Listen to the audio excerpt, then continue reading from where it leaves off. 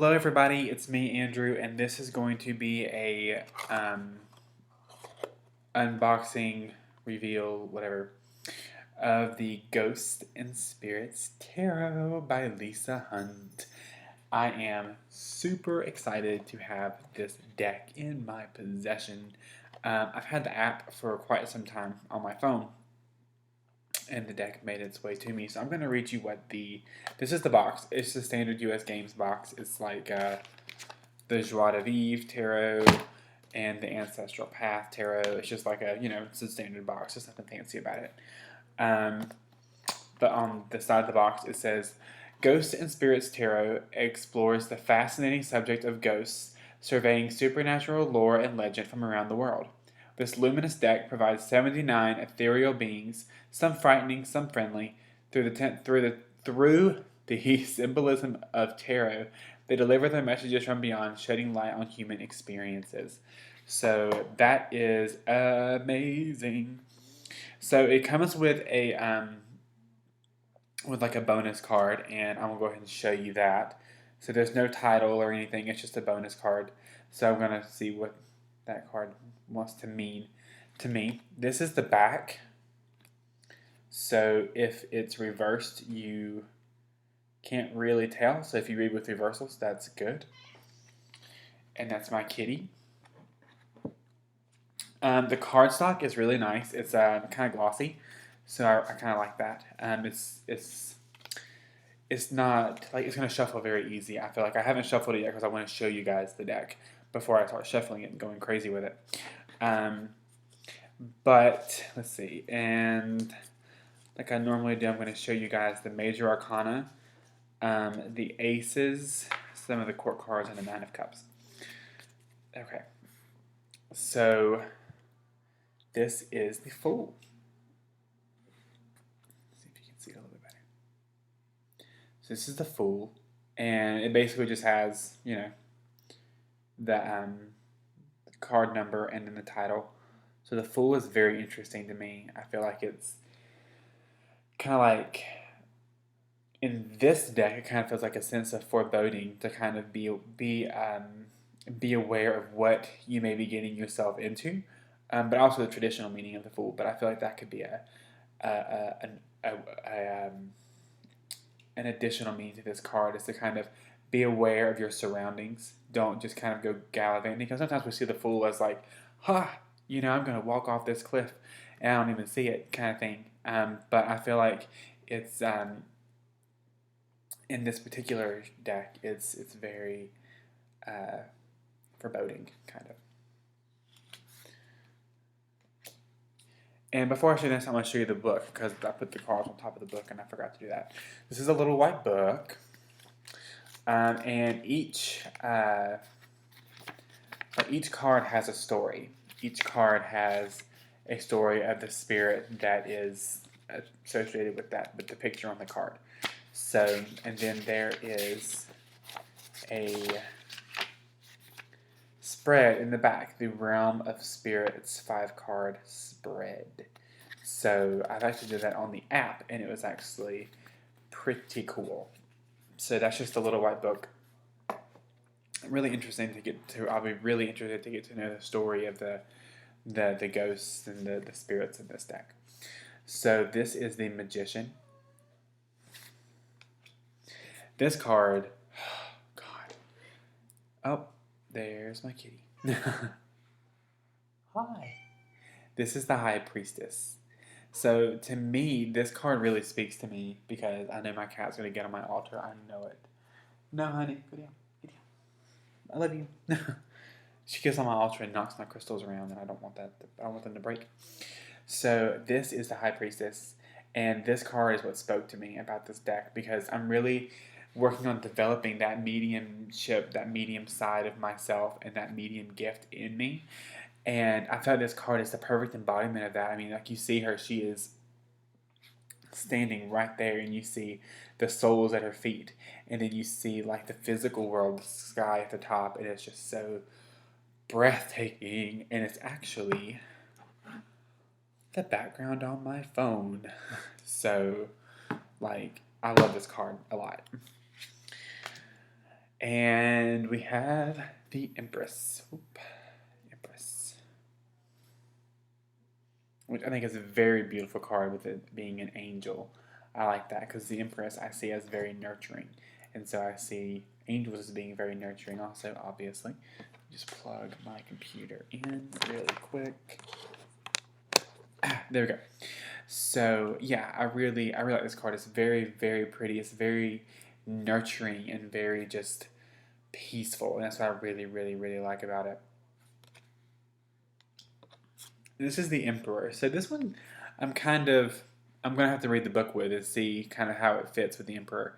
Um, but I really like it. It's really interesting depiction. So I'll have to look and see how that goes. So instead of the Hierophant, we have the High Priest.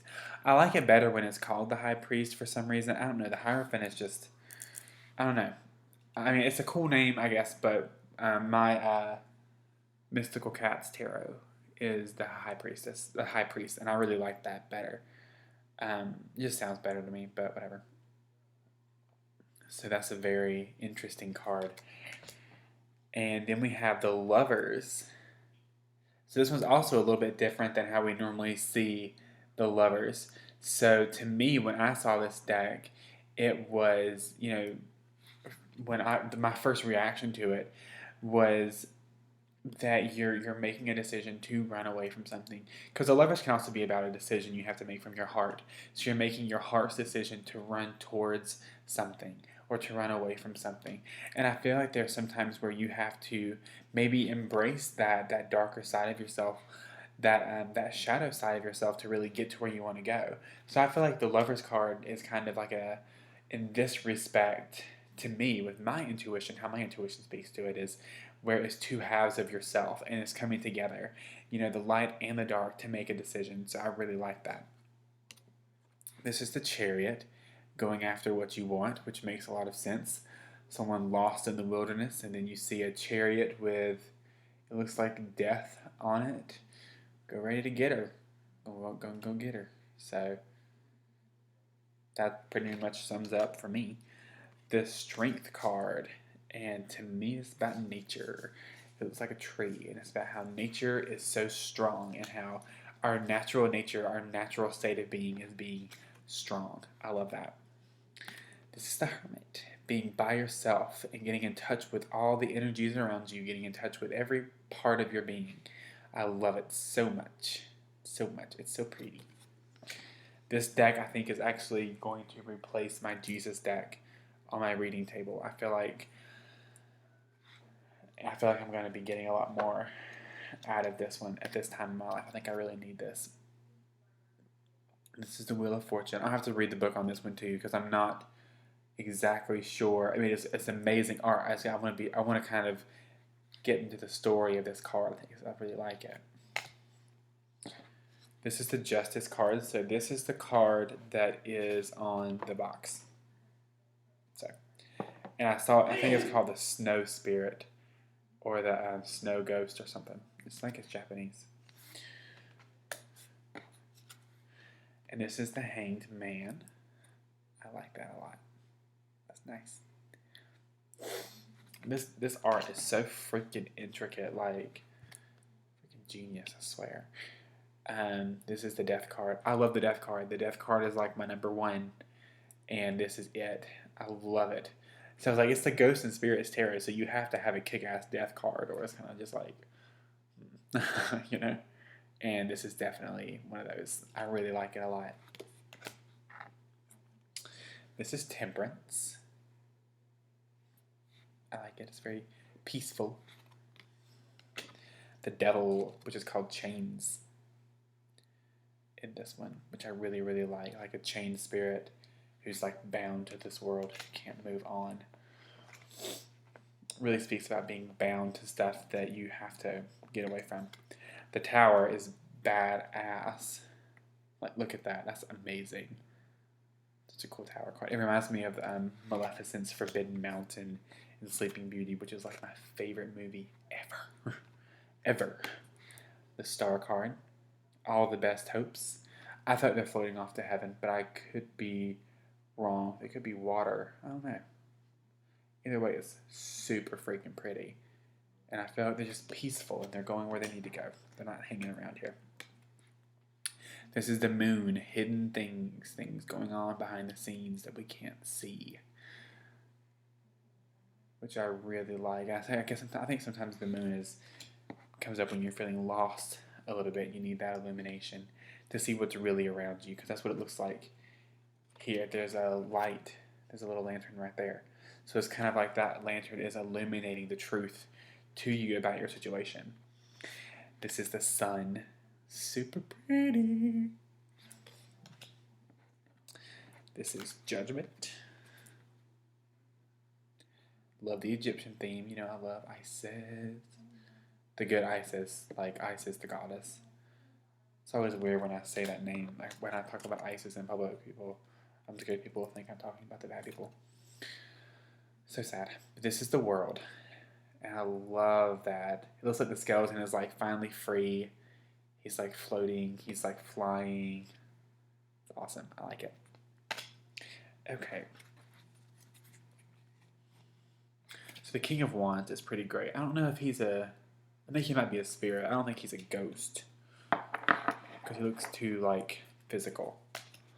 This is the Queen of Wands. This is my favorite court card, the Queen of Wands. Sorry, I got an email. This is the Ace of Wands. A lot of creative sparks going on. And I actually think this is, let me see, because I just saw it.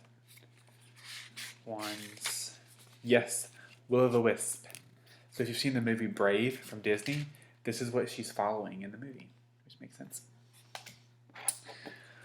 I'm going to end up showing you guys more. This is the Two of Wands. Three of Wands I'll have to look at and see how the story ties into, like, the artwork and the meaning. But I love the Three of Wands. Six of Wands I like a lot. This, like, nothing can do this justice because it's so amazing. You have to just see the deck for yourself. It's so pretty. Eight of Wands. Nine of Wands. 10 of Wands. This is the King of Swords.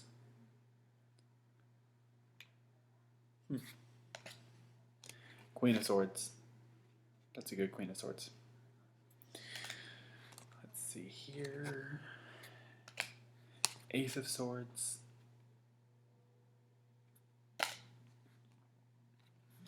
Two of Swords. Three of Swords.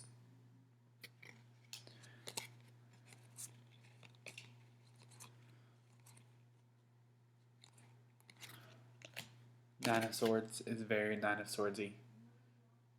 Very Nine of Swords.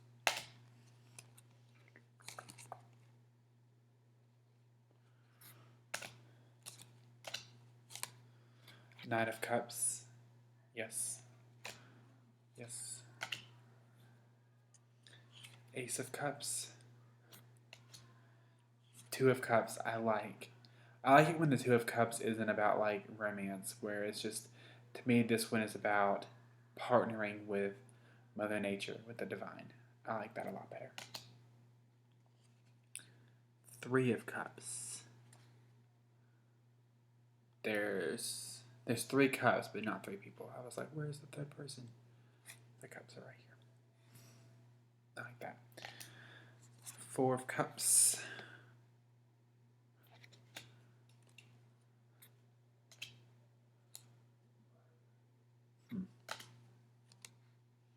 Seven of Cups. Eight of Cups. That's a good one. Nine of Cups. And this 10 of Cups is insane. That is very nice. The Sugar Skulls. Okay, now we're in the Pentacles. So let's see my Knight of Pentacles. My Knight of Pentacles. I like that, staying still. not doing anything. Here's the Ace of Pentacles.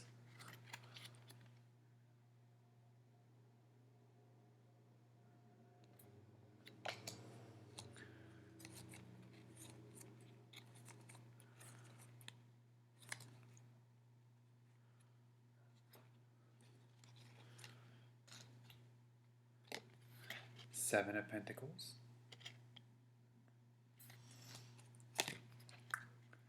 Eight of Pentacles. And the Ten of Pentacles. So this deck is amazing. Like, I am all about it right now. Like, I really like it. The size is the size of a standard tarot deck. This is the tarot. This is the Lumina Tarot, and this is the Ghosts and Spirits. So they're pretty similar. But yeah, so this deck is amazing. I'm super excited to really get to work with it and play with it. And to read this little guidebook, I'm excited about that because I really feel like it's going to kind of take things to a whole nother level, especially with me wanting to develop my mediumship stuff. I feel like working with ghosts and spirits is the perfect thing for me. So if you love this deck and you like all things tarot and that moon, no baby, you feel free to book a reading with me. You can book it below. You can subscribe to my channel right here. You can like this video right here. And yeah, so that's pretty much it. You can check me out on my Facebook page below and at my website, terrorangel444.com. And yeah, I'll see you guys next time. Angel blessings. Bye. Oh, she says bye too.